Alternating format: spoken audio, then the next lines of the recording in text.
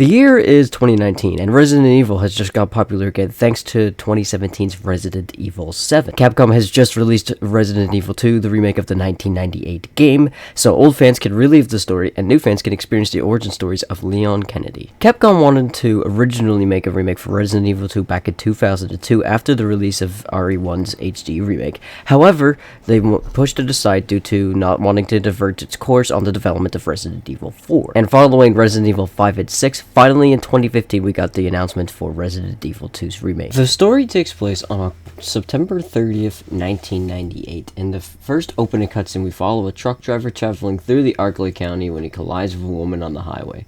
Already, this sets the tone for the mysterious and horror aspects of the game we are about to witness, and we haven't even gotten into the game yet.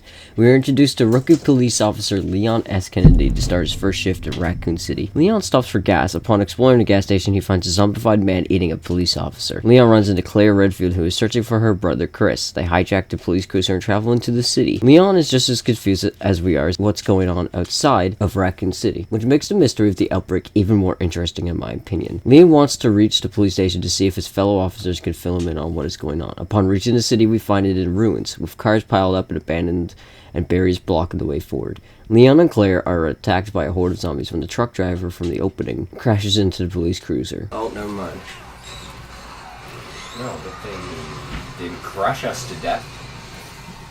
Like, reality. Yeah. Good thing this fucking car is made out of metal. Unlike the new cars. Otherwise, we would have been fucked there. Or actual steel body, not aluminum. Holy fuck, she's dead! Well, it was nice meeting you. Thanks for saving my life. Leon and Claire are separated, and we make our way through the streets and find our way to the police station. We find the police station seemingly abandoned, but upon accessing the laptop, find a surviving police officer trapped by zombies.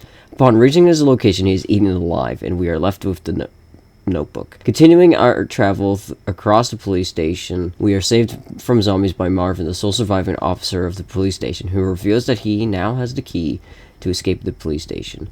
It's at this point we, as players, realize what's at stake here, and the survival experience begins. Ammo is scarce and there are a lot of enemies to take care of, so you have to play wisely and remember to not waste your ammo. Medicine such as herbs and sprays are also scarce. You don't want to get caught with your pants down, and inventory management is just as important. From here we explore the police station, searching for the medallions for the statue to unlock a secret passageway out of the police station. We find several notes left behind explaining the events that occurred in the police station after the outbreak had begun. We meet some new friendly enemies, the Lickers, who are blind creatures but have super sensitive hearing. After finally finding all three keys, we make our way through the secret passage. We encounter our first boss of the game, William Burke. Whoa! Your first boss fight against this guy. Is that Dave? With my 5 ammo? Yeah, aren't you ready?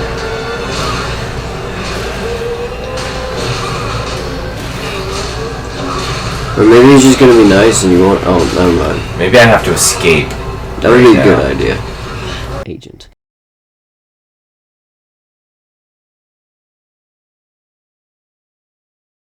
Good.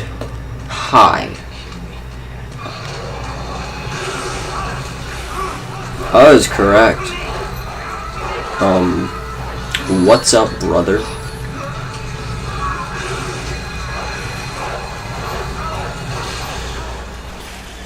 You just saved our ass. Claire, I believe. Who was that? No, Stay sharp. new chick.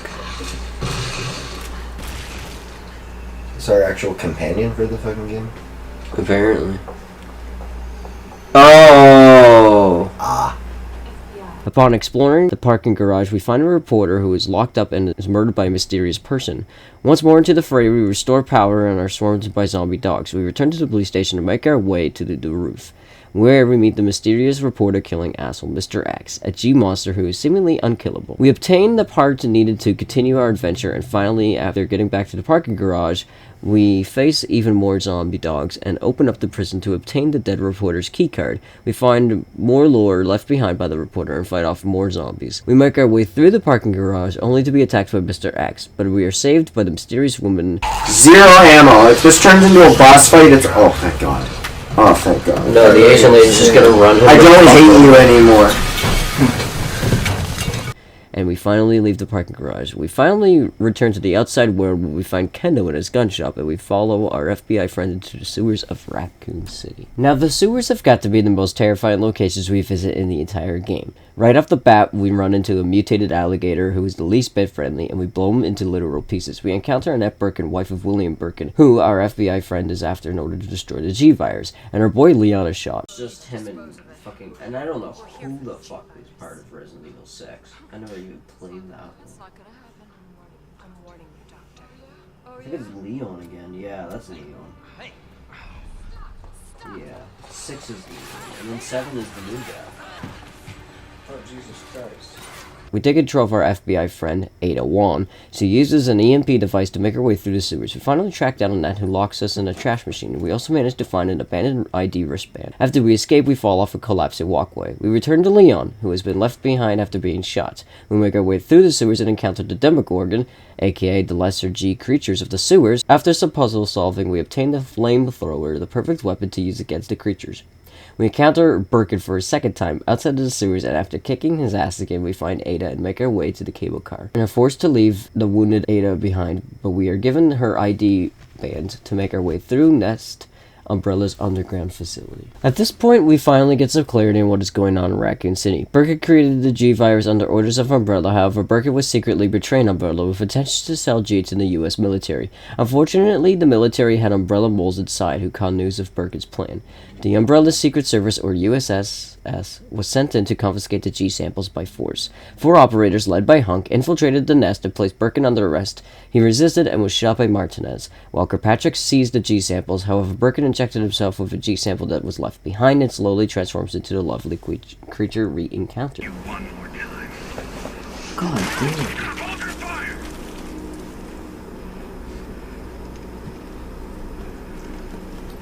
He's definitely dead. What the fuck were you thinking? Our orders were to bring him in alive.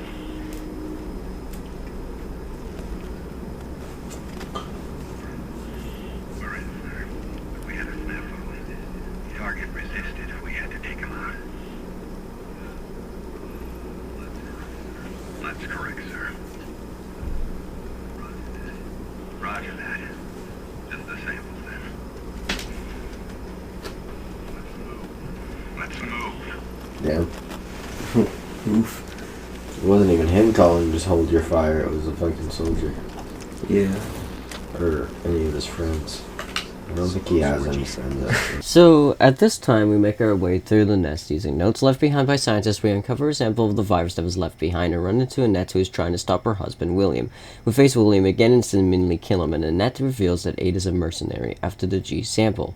The lab begins to self-destruct as we return to Ada. Leon attempts to confront her, and she is shot by Annette.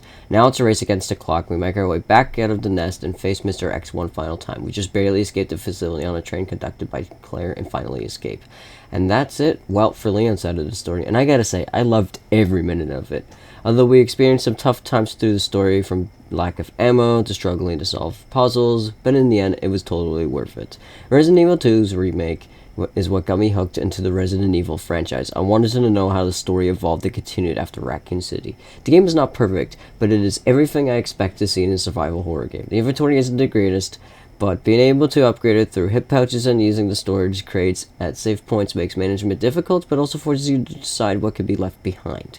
Shout out to anyone who has beaten the game on the hardcore difficulty. We tried it for normal for most of the game, but switched to easy because of our lack of ammo and healing items. In conclusion, the Resident Evil 2 remake is truly an amazing survival horror experience, and I would recommend Resident Evil to anyone who hasn't played the games before because they are truly spectacular.